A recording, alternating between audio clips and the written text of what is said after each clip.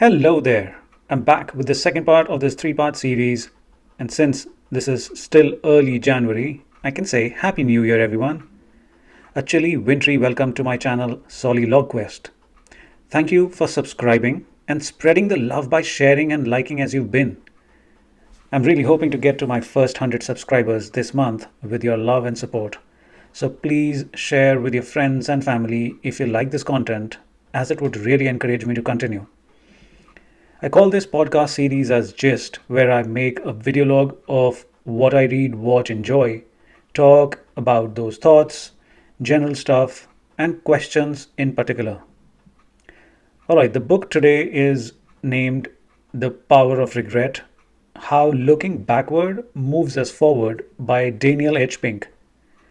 My offhand thoughts are that the perspectives given in this book on the topic of regrets might turn out to be polarizing, all right, resulting in strong agreements or disagreements. I personally acknowledge the arguments and found that certain things are worth incorporating into my life. In a nutshell, the idea presented is that the emotions and foundations around our regrets can be understood and used more effectively to enrich our lives. The key word is power, the power of regret. Now, what is a regret?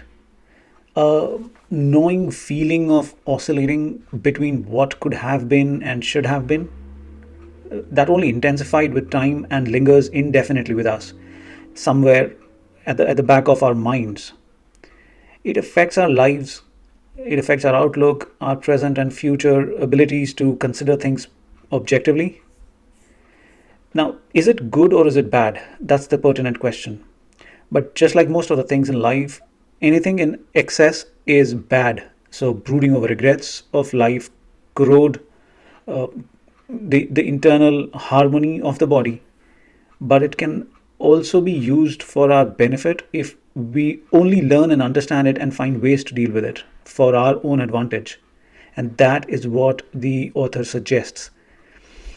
While it is not directly life threatening, but it does alter health and developments such as anxiety and fretting about what could have one done about certain things.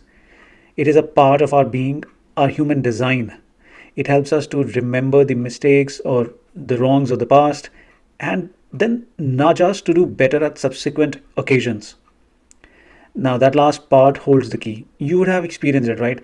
That we do, nudge ourselves towards doing better each, future instance, at each future instance. Basically, a regret can be used as a tool to better ourselves. That can be done by addressing the error or the lapse that occurred earlier, and then prevent it from taking the shape and form of this so-called regret. Living in denial is not healthy. That's never the case. So avoiding its existence is also not a solution, in my understanding, that is. Nor is it of any help to just sit and mull it over and over without any helpful, actionable steps to mitigate it. Palliative measures also to address regrets will only create recurring regrets, a cycle of regrets, if you will. Now, confronting the regrets with rationality and strategy is the way to grow and move forward. That makes sense to me. So, we all know that a good life has forward looking and positive focus, while regrets provide a backward looking, negative sort of a focus. And we all have felt that dullness. It is heavy. If you observe, regret is inherently coming from a place of comparison between your current with your past, or that with someone else's. Our mind is evaluating alternate possibilities constantly, and that brings regrets to existence. When there is a difference between your actual and your with your idea of what's ideal, what ought to be, the metrics or values that you espouse, then something that is difficult to avoid or undo is the feeling that is called regret. That leaves you with abstract speculations and ruminations for time to come. Depending upon how huge this gap between the actual and the ideal or ought to be is, it creates this stomach churning feeling, aka regret. We are sapient beings, so we can think about our emotions and feelings, and that's the good part. We should think to act. Regrets originate either from inactions or actions. Now, sometimes we overthink and don't act on things. That's indecisiveness. And at other times, we do act too fast and don't weigh in at all. That's impulsiveness. The could haves and the should haves we were talking about. It could be a moral issue, a personal matter, an emotional desire, need, want, pursuit. But any of these, it just reveals what you value. Now, that's different for different individuals and contexts. We do tend to ignore it initially, but it grows over time.